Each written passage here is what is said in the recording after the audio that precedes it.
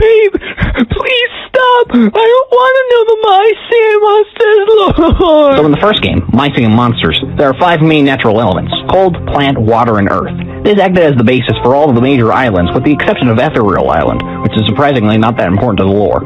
However, upon the release of Tribal Island, it was hinted at that there was a long-lost fire element, because if you got your tribal ranks to a certain level, the amber on the island melts to free Akaina, the single fire element monster.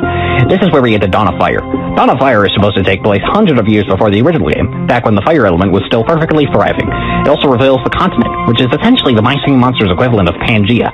The continent has the clear beginnings of plant, cold, air, water, and earth island, but at this point they were all connected. The other islands in Dawn of Fire consisted of Priority Island, Space Island, Cloud Island, and Cave Island, which you send monsters to by leveling them up. Remember these islands, they'll be important later. For now, we take note of the fact that between Dawn of Fire and My Singing Monsters, something happens to drive the fire element to near extinction. We know that the continent at some point splits, and given how there is no actual fire-subject part of it, it can be assumed that without a natural island to call home, the fire element was unable to survive. Luckily, a small portion of the fire element monsters took refuge in a large volcano-like structure, which was hidden away from the monster world. It apparently was nearby Tribal Island, though, as we see monsters dig a tunnel into the volcano in order to discover it, and it would explain kinda being locked in amber outside there. This volcano is, of course, Firehaven. Because fire monsters have been gone for so long, they are more valuable and harder to breed than in Dawn of Fire. Clearly, even though they had miraculously survived for so many years, the fire element was unable, and is still unable, to thrive.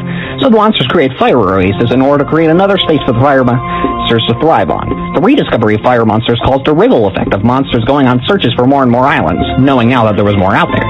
This is how the magical islands are found. The magic islands are heavily implied to be warped versions of the outer islands from Dawn of Fire. I told you to remember them.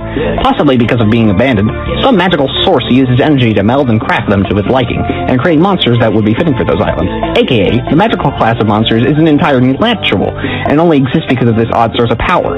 This is why there are no Celestials that represent light, psychic, fairy, or bone. Speaking of the Celestials, they are extremely important to the story. In Dawn of Fire, we first see them on Starhenge, a large, ancient structure in the sky that is home of the Celestials. The Celestials themselves are said to be older than time, basically being the ultimate representation of certain elements. They are essentially gods of their elements. The elements they represent all have constellations that can only be seen during the specific months of the year, and this is, of course, when specific Celestials are most powerful / being represented. The elements represented are the 6 natural elements, the 5 ethereal elements, and finally, electric, the most powerful element represented by the Celestials. Galvana, the actual electric Celestial, follows this line of logic of electricity being powerful, and is the de facto leader of the Celestials. She is also the only one to not appear with significant age, still looking very young despite living just as long as her peers.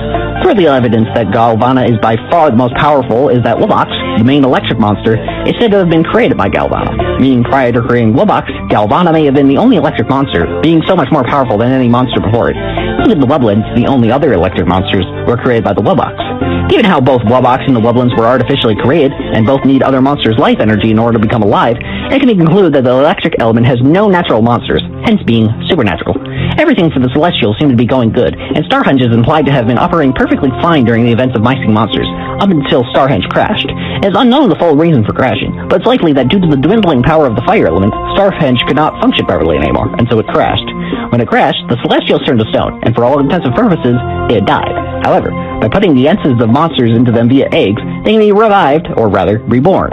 When you free a Celestial in the game, it turns into a baby of itself, showing that instead of just going back to normal, the Celestials have been reincarnated into these new forms, and finally, after millions of years in their old forms, they are finally young again. It's worth noting that there's a difference between how Celestials are revived and how Wublins come to life. While they both require eggs to cause them to come to life from statues, the Wublins are likely just using the life energy or souls of the monsters in order to be alive in the first place. Remember, they are just statues Wobox made, so he had to find some way to make them alive. Celestials, on the other hand, are heavily implied to have died in their stone states, and they require eggs from monsters related to their element. Therefore, the Celestials required an essence and energy power enough to revive themselves using their own elements.